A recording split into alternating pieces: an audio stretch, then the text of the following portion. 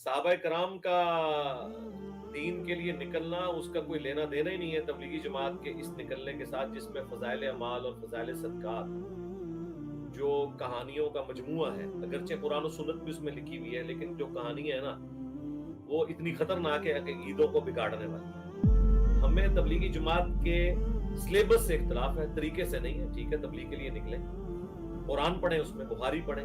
دیکھیں انہوں نے سلوگن دیا ہے کہ ہم اللہ کے احکامات کو نبی صلی اللہ علیہ وآلہ وسلم کے طریقوں میں پورا کرنا چاہتے ہیں۔ تو اللہ کے احکامات تو آئے ہیں قرآن میں، نبی صلی اللہ علیہ وآلہ وسلم کے طریقے آئے ہیں بخاری مسلم میں۔ یہ سلوگن دینے کے بعد آپ پھر فضائل اعمال کیوں کھول کے پڑھتے ہیں؟ بخاری مسلم سے نماز کا طریقہ بتائیں، قرآن سے عقائد بتائیں۔ چلے یہ کہتے ہیں نہیں لوگ ابھی ان پڑھ بھی ہر طرح کے لوگ ہیں، ابھی ساتھ اٹیچ کرتے ہیں، پھر انشاءاللہ آہستہ آہستہ آہستہ آہستہ کیا، جو جس کو 10 دن ہوئے تبلیغی جماعت میں وہ بھی 6 نمبر ہی بیان کر رہا ہے اور وہی کہانیوں والی کتاب پڑھ رہا ہے، فضائل اعمال فضائل صدقات۔ اور جس کو 10 سال ہو گئے ہیں، جس کے 4 مہینے بھی لگ گئے، سال بھی لگ گئے، بیرون کے چکر بھی لگ گئے، وہ بھی وہی کہانیاں کرا رہے ہیں۔ یعنی اسی طریقے سے کہ آپ کسی اسکول میں بچے کو داخل کرائیں اور 10 سال کے بعد وہ پہلی کلاس میں ہی ہو، تو ایسے اسکول کے بارے میں آپ کا کیا نظریہ ہوگا؟ آپ تو کہیں گے اسکول کو فوراً بند کر دیا جائے کہ 10 سال پہلے بھی پہلی کلاس میں تھا تو یہ تو میٹرک ہو جانی چاہیے تھی۔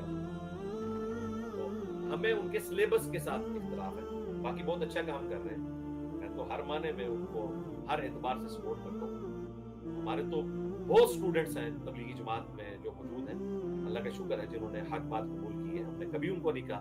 میں تو کالجز اور یونیورسٹیز کے لیے نعمت سمجھتا ہوں تبلیغی جماعت کو، کہ ان کے ساتھ لوگ اٹیچ رہیں، ایٹ لیسٹ کچھ بات سنتے رہیں۔ آپ ایک اچھے ماحول کے ساتھ اٹیچ رہیں گے تو برائی سے بچیں گے۔ آپ غلط باتوں سے ان کے صرف نظر کریں، جو اچھی بات ہے وہ لے لیں، اور جو جن لوگوں کو سمجھ آئی بھی ہے ہمارے پاس تو آتے ہیں، پھر وہ کہتے ہیں کہ ہم تو جماعت چھوڑ دیں گے۔ ہم کہتے ہیں کہ جماعت کریں، آپ اس کی اسکروٹنی کر لیں کہ فضائل اعمال میں جہاں جہاں قرآن و حدیث لکھے ہیں نا وہ آپ بیان کریں، جہاں وہ کہانیاں لکھتے ہیں وہ کہانیوں کو سکپ کرتے ہیں، قرآن و حدیث بیان کریں۔ اور آپ دیکھیں انہوں نے بڑی ایمانداری کے ساتھ جو ضعیف روایتیں ہیں نا وہ نیچے عربی میں انہوں نے لکھ دیا ہوا ہے ضعیف، لیکن ظلم یہ کیا کہ عربی میں لکھا ہے۔ اب جب عربی میں لکھیں گے آپ پڑھنے والے کو تو نہیں پتا یہ ضعیف روایت ہے، پھر یہ کہتے ہیں کہ فضائل میں ضعیف روایت لے لی جائے گی۔ بھائی فضائل میں تو آپ لے نہیں رہے، آپ عقائد بناتے ہیں اس سے۔ آپ نے جو کلمہ شریف کی برکت میں یہ واقعہ لیا ہے کہ حضرت آدم علیہ السلام کی جو توبہ ہے وہ نبی علیہ السلام کے وسیلے سے قبول ہوئی، اس کے نیچے انہوں نے لکھا ہے کہ یہ حاکم کی روایت جو ہے یہ کمزور ہے۔ وہ کہتے ہیں نہیں یہ تو فضیلت بیان کی، بھائی فضیلت نہیں، آپ نے اس سے عقیدہ بنا لیا ہے۔ جبکہ قرآن میں تو وہ جو دعا آئی ہے اس میں تو کوئی ایسا نہیں ہے۔ قرآن میں قصہ آدم اور ابلیس کم از کم 7 دفعہ آیا ہے تفصیل کے ساتھ، سورۃ البقرہ کے اندر، سورۃ الاعراف کے اندر، سورۃ الحجر کے اندر، سورہ بنی اسرائیل کے اندر، سورہ صاد کے اندر، سورۃ الکہف کے اندر۔ سورۃ الاعراف میں تو دعا بھی آئی ہے، ربنا ظلمنا انفسنا وان لم تغفر لنا وترحمنا لنکونن من الخاسرین۔ وہاں تو کوئی دعا نہیں آئی ہے نبی علیہ السلام کے وسیلے سے مانگنے والی۔ تو یہ تو پھر عقیدے بننے شروع ہو جاتے ہیں نا۔ تو اگر آپ نے فضائل ہی ماننا ہے تو پھر ہم آپ کو پھکی دیتے ہیں، جو بریلوی انگوٹھے چوم رہے ہیں تو آپ بھی چوما کریں، دیوبندی سے بدعت کہتے ہیں۔ حالانکہ فتاوی شامی جسے رد المختار کہا جاتا ہے، در مختار پہ حاشیہ لکھا ابن عابدین شامی نے، 1252 ہجری میں فوت ہوئے، جن کو احمد بریلوی صاحب بھی حنفیوں کا امام مانتے ہیں اور شبیر تھانوی صاحب بھی، دونوں کے نزدیک یہ بڑے حنفی بزرگ ہیں۔ انہوں نے باقاعدہ لکھا ہے کہ جب آپ اذان سنیں تو پہلی دفعہ محمد صلی اللہ علیہ وآلہ وسلم کے نام پر پڑھیں گے صلی اللہ علیہ یا رسول اللہ، اور انگوٹھے چومیں گے، اور دوسری دفعہ انگوٹھے چومتے ہوئے آپ کہیں گے قرۃ عینی بک یا رسول اللہ، یا رسول اللہ میری آنکھوں کی ٹھنڈک ہے۔ اب یہ فقہ حنفی کی مشترکہ کتاب میں انگوٹھے چومنے کا ذکر ہے، لیکن دیکھ لیں دیوبندی جو ہے وہ نہیں چومتے کیونکہ بریلویوں نے اسے نشانی بنا۔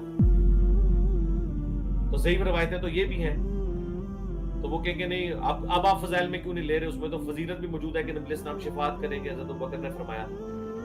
تو یہ کہیں گے نہیں وہ ہمیں نہیں، اس کو نہیں قبول کرنا۔